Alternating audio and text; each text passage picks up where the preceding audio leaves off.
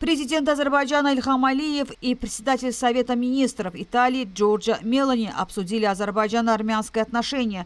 Об этом итальянский премьер сказала, выступая с заявлениями для прессы с азербайджанским лидером. «Мы обсудили тему отношений с Арменией. Я вновь подчеркнула полную поддержку Италии процесса нормализации, отражающего исторический этап, которому был придан импульс Соединенными Штатами.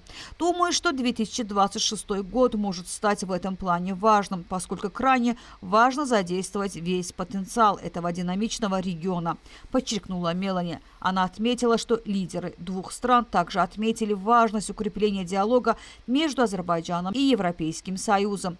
Энергетика и транспорт, безусловно, являются двумя сферами, в которых Европа может и должна играть более значимую роль. Таким образом, можно обеспечить поддержку инвестиций, более глубокую интеграцию Азербайджана в энергетические сети, международные транспортные маршруты, заявила итальянский премьер.